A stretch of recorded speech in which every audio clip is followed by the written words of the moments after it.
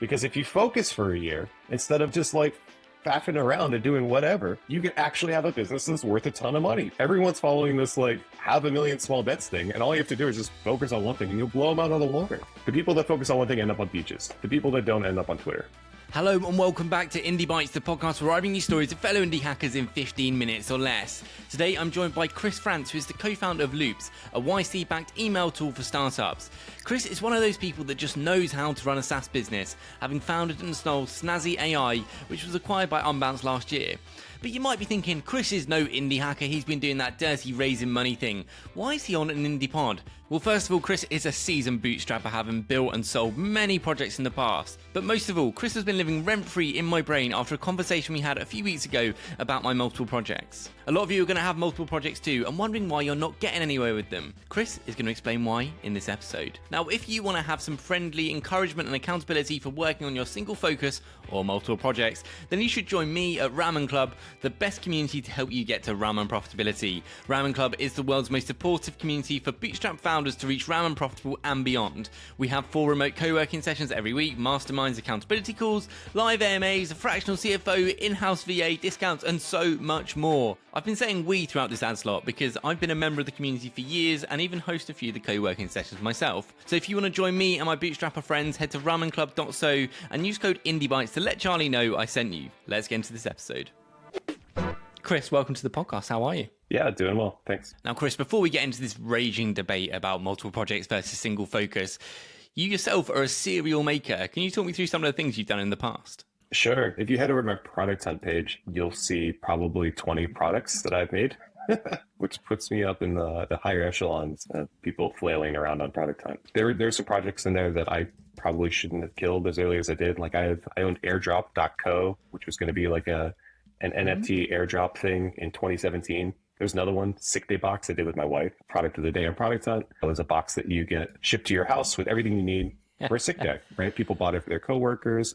Offices bought it in 5 packs, 10 packs. And it was great, but I just kind of got tired of shipping boxes. We were getting like 10, 20 orders a day of this box. I just kind of got bored. We shut it down. How many of these projects were bootstrapped, or were they all bootstrapped? All bootstrapped. This is my first non-bootstrap thing. Okay, so Loops is your current focus, non-bootstrapped. Why don't we talk about your previous focus, which was Snazzy, bootstrapped and sold it last year to Unbounce? So I had a vision long-term actually for Snazzy, and this is where I decided to focus because I knew it was going to take a lot to get there. I wanted to create AI Canva, basically. So you punch in a little bit of information about your brand, and we generate video assets, images, and text to get there. But at the basis of all of that was text generation. So I had to figure that out. And then GPT-3 dropped and we got really early access. So then we started building.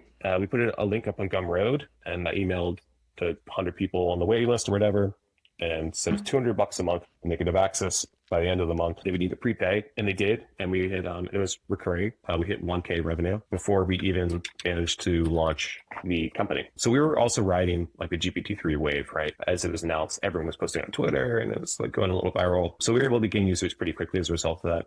We decided to focus on freemium.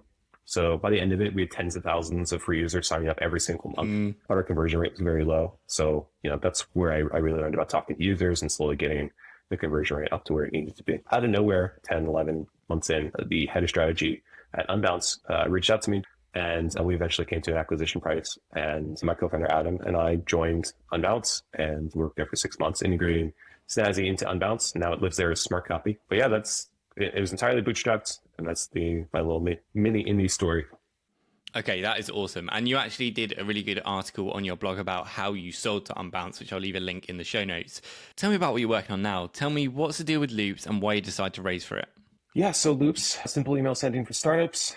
We wanted to build a fast, beautiful tool, and we're competing against 20, 25-year-old companies. MailChimp, we're actively taking users off of MailChimp every single day, but they were just sold for $12 billion to Intuit, a publicly traded company in the US. We have 5, maybe 6 publicly traded competitors. As a result of this aged market, users have very specific, in-depth feature requests that they bring to the table. So every user probably has like 20 or 30 things that they want to see in an email tool. So we needed the financial backing to be able to employ engineers and to actually create this thing and spend a decade on it. So why did you want to tackle email, because we've all used email tools, right? And it just seems like every other email tool you try is just packed full of features that are just entirely unnecessary and make the product feel bloated, or you don't know where to click. You just want to be able to send simple either transactional emails or marketing emails and do it without all of this mess in the way. Is that kind of why you started Loops? That's a big part of it. I don't know if you guys, do you know the slap and chop? Slap and chop, no. Yeah, it's okay. So it's this crappy kitchen gadget. You put your onion in it, right? And then you bang your hand on it like 100 times. Out comes some like roughly chopped onion. And it's awful, right? If you start with like poorly chopped onion, like you're going to have a terrible tasty meal because some of the onion in your pan is going to be burned. Some of it's going to be like a little raw and crunchy and acidic. And it's going to ruin your whole meal just because you have this really crappy tool that like does a bunch of things and you have to hit it a bunch of times to get it to chop something. So that's MailChimp. Maybe HubSpot is like the 18-in-1 air fryer that also like serves as like a kebab cooker. And what we're creating is precision, hand-forged, beautiful chef knife that was specially crafted just for you and your exact purpose. And it lets you create perfectly chopped, onions go into your meal. And if you start with a fantastic foundation, then you end up with a fantastic meal. I love the analogy. Well, now you've got your sole focus, Chris. And that's really effective for you, right? You're making a lot of progress with it because you wake up and you're working towards this one goal. Unlike me, who wakes up and doesn't quite know what he's doing. I'm like, I've got to do this edit today. Oh, I've also got to record a podcast. I've got to write my blog post. Oh my goodness, I've got to ship some leather wallets. God, that's just a bit confusing, isn't it? So the idea behind it though, Chris, I want to build a portfolio of small bets like Daniel Vassallo has been popularizing. Do you think it's a good idea for me to carry on like this? Transparently, I don't. Most of the successful people that I've met, when they have their portfolio of small bets, they're doing it with one really large bet that they're leaning on, and the other bets aren't successful, or they're very small in combination, or they've been doing all of them long enough that it's no longer a portfolio of small bets. It's a portfolio of a couple medium-sized businesses, and they have folks to help them run it. I think you would struggle to find anyone that actually fits the portfolio of small bets thing that is successful at a level of scale that you likely want to be at. I found when I was able to finally focus and spend some time on Snazzy, it became the best performing company that I've ever worked with. We sold for quite a lot of money, a life-changing amount of money in about a year from ideation to exit, with that being my sole focus. I would just say, like, why not focus for a week, a month, and just see what happens. What I found is that when you have multiple projects, and I can speak from experience here, I probably have more projects than Daniel has. What you find is that you bounce from thing to thing where you want to spend your time. So I like creating beautiful landing pages, right? So I would just create beautiful landing pages and bounce from thing to thing. But would I set up an LLC in the United States so that I could actually get some type of beneficial return on my taxes at the end of the year? No, I literally let thousands of dollars go down the drain every single year just because I didn't want to deal with the accounting portion of it. There was all kinds of things. I got like a legal letter from some company for a project and I just immediately shut down. I didn't want to deal with it. The project was doing fine. It's just because I didn't want to hire a lawyer. I didn't want to do all of the things that needed to be done or even respond to the email. But by working on one thing, you have to do all the hard things. And when you do all the hard things, suddenly you have a business. And if you don't do the hard things, you kind of just have a side project or a hobby, unless you get incredibly, incredibly lucky. And there's so few people that do. What about if you have multiple side projects that are all generating a solid amount of revenue, like maybe 1 or 2K, and you've got 4 of them? I would disagree and say 1 or 2K is not a solid amount of revenue. But if you combine it, if you have, well, let's say... Yeah, but it's not solid on its own, though. Do you know what I mean? Like, it's not... But that's the point. It's not on its own. You've got 3 or 4 of these, which combine to between 4 and 8K a month. And that's probably enough for most people to get by. So most indie hackers might be looking towards getting there. It's so crazy to me. It's so wild that you would want to support 4 sets of paying users with distinctly different products, even if they are in the same space. And go through all of the upkeep and stuff around that. So let's see. What's the biggest argument against just focusing on one thing? There's risk. Is that it? Yeah, Vassallo says risk. Some people might say I want to do multiple things. Like I think I just get bored doing one. Okay. So Daniel is probably the biggest proponent of this, and I would never speak ill of somebody else publicly. But I will just say that if somebody has a 6-figure CTO job at Gumroad and they sell info products as their other small bets, maybe put like a little asterisk on everything, right? if you want to be successful, focus on one thing. And if you think that you have figured out something that nobody else has, amazing, prove me wrong. But nobody really can. Like, there's so few people that focus on just a couple small things and they're able to build it. I haven't met them. They're not on Twitter as far as I can tell. Like, even what's his name, the Banner Bear guy. Like, he was doing the small bets thing, and then he chose Banner Bear and he built it up, and it's doing fantastic. He's hiring employees and he's living his life. That's what you do. You create a business that creates real income, real revenue that people really want, and then you just build it. And it stops becoming like having to build 5 different businesses with different logos and different issues. And you just choose one, focus on it, and create something amazing. We had this debate on Twitter, and Chris, I'm actually on your side with this now. You have converted me, because when we had that chat about it, it was hugely compelling, because I have all these projects. I've got PodPanda productized editing service, right? That's like main income at the moment. That's freelance packaged up. Then I've got Indie Bites. This podcast takes a bunch of time to produce. Got No More Mondays, another project. Got Leather Wallets, another one. Got my course, another one. So all of these things. And I was just thinking, what if I woke up and just focused on PodPanda, just doing the editing, just getting clients for that, and focusing on building out systems there? If I woke up and that's all I did, I didn't worry about editing a new podcast for the week. I didn't worry about doing No More Mondays. You'd have a business worth $1 million by the end of the year, probably. Like, that's what I did. And it worked out. And I've seen plenty of other people do it too. You have to take the thing that has the most amount of traction, or you have the most amount of desire to work on. Yeah. Ideally, it's a combination of both. And then you just pour all of your energy into it.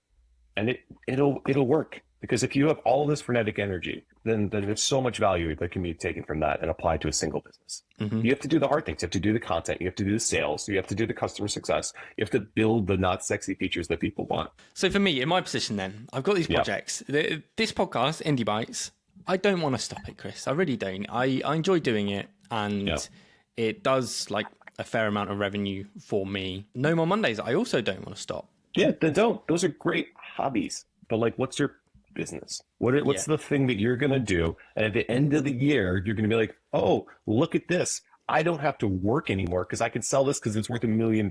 Because if you focus for a year, instead of just like faffing around and doing whatever, you can actually have a business that's worth a ton of money, because everybody else is just fucking around, not doing anything.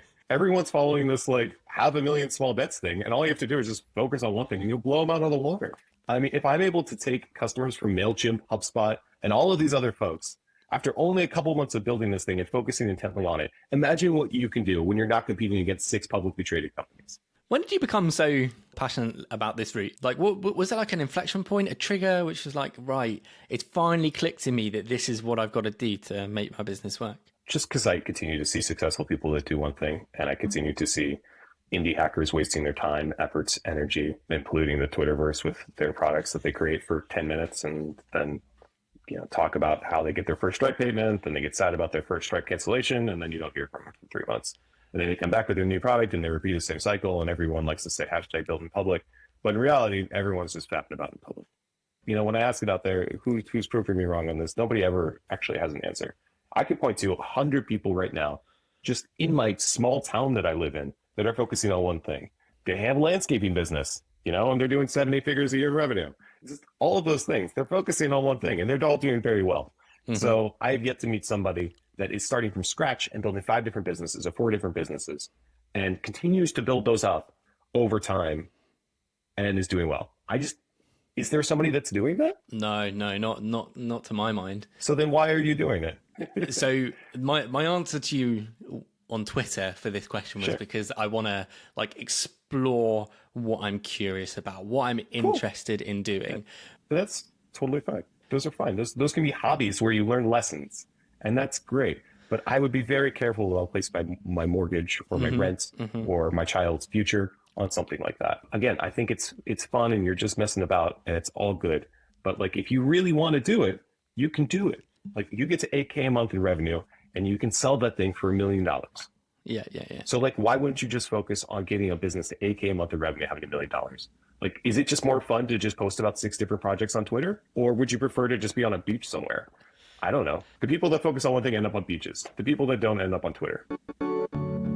I end every episode on 3 recommendations: a book, a podcast, an indie hacker or entrepreneur you follow or are inspired by.